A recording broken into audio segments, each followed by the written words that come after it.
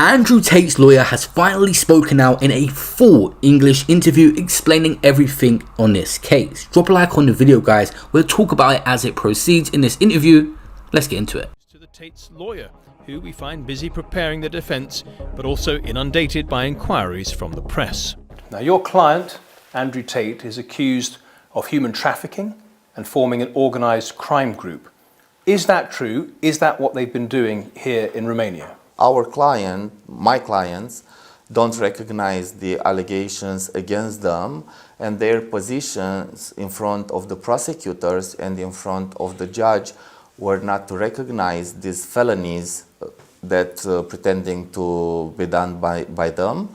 And they support us as a team of lawyers with all the proofs and evidences is needed to prove their innocency.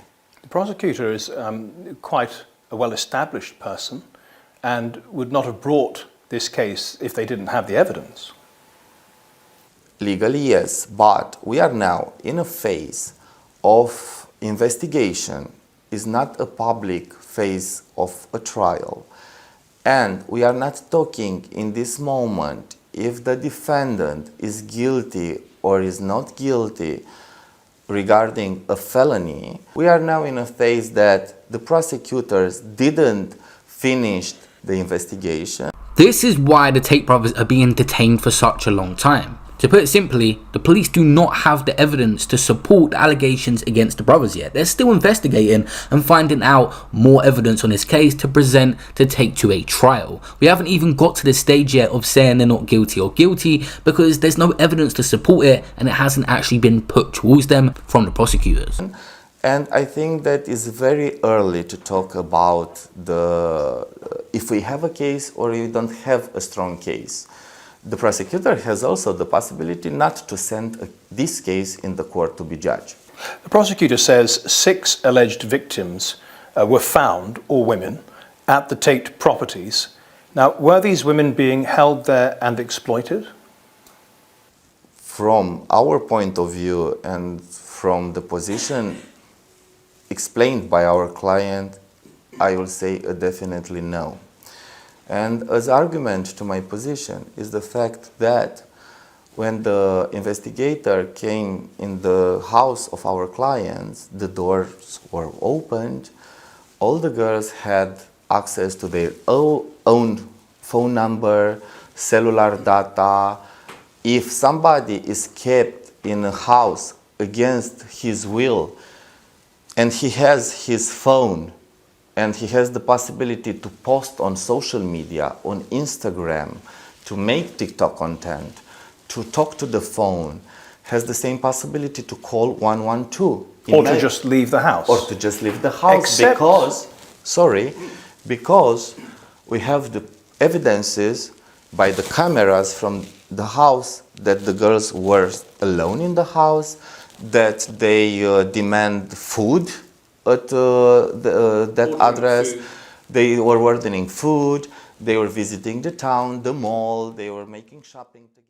The lawyer is putting forward a basic point that if these women that were at Andrew Tate's house were held against their will so much, they wouldn't have been given access to phones to get help from the outside world, calling family and stuff like that. But then the interviewer confronts him on this and says that apparently he was employing the lover boy method, meaning that that had attachment to him, but he was just using it to his financial gain.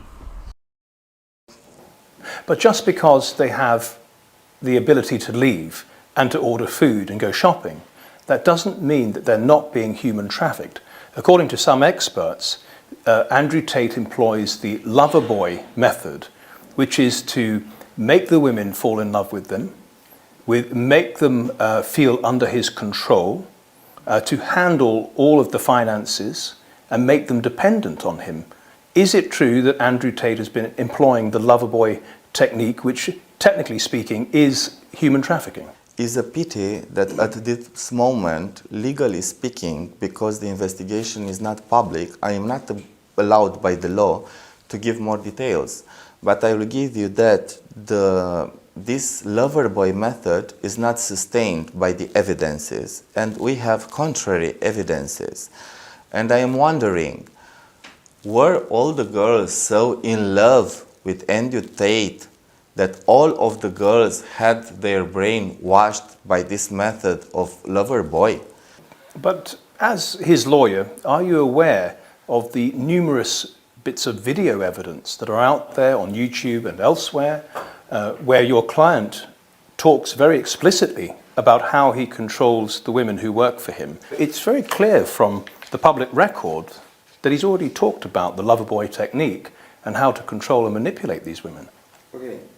I don't know by heart all the videos of Andrew Tate. We are now in a phase that we have to prepare other type of defendings for our clients. But I wondering myself, are we talking about the real Andrew Tate on those videos, or are you talking about a character? Now, this is going to be the most essential part of this case, is are the court, and if there is a jury that decides this, going to distinguish between Andrew Tate himself and Andrew Tate the character online. There is humor involved. There is certain things he's even apologized for, like on the Piers Morgan interview. He did say he was wrong about something because he converted on his religion. But are the court going to accept that? It's up to a jury at the end of the day. But his lawyer seems like he's going to make a point of putting it forward. Because from my point of view, as you know, nowadays a lot of people are posting content on internet just to sell an image, a character. I am not sure that we are talking about the real person, Andrew Tate. In previous videos, we have seen your client Andrew Tate boasting of being able to pay off the Romanian criminal justice system. So is that the intention for Andrew Tate now that he's actually, in jail? Is he going to try to buy off the Romanian criminal justice system? For sure, no. As a lawyer, I can say a big no. A big no. He's going to have to go through... And I don't want to comment anymore because I don't know this statement of my client, this declaration of my client. But again, you might think that that's just him playing a character. It is possible. It is possible. When your client was arrested, he said very enigmatically, the Matrix has sent their agents to get me. The Matrix has attacked me.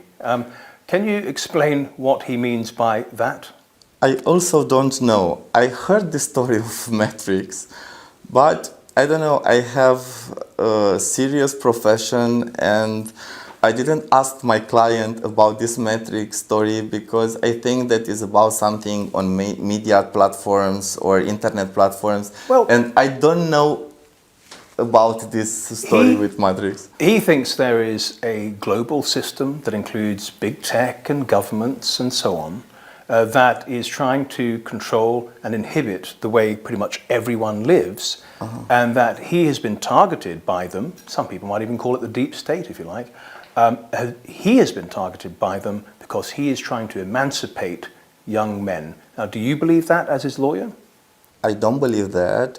And I think that if you are talking about my client beliefs, you should ask him at the proper time about this matter. This matter, it doesn't have to do anything with my activity as lawyer. Just a final question then. I know you visit your client perhaps twice a day sometimes. How is Mr. Tate doing? He is not very well. He's disappointed, but he is willing to resist and to help the investigators to find the truth, to present all the evidences that he has in his favor, and he hopes that he will take part, it will take part of a fair trial. Like I said in my last video, guys, I'm not sure an exact criminal system in Romania, but the least Andrew Tate should get is a fair trial. No corrupt business involved. I'm not sure if there's a jury in Romania or it's going to come to that, but I guess we'll have to wait and see. Leave a like and subscribe with the notification bell for all the latest content.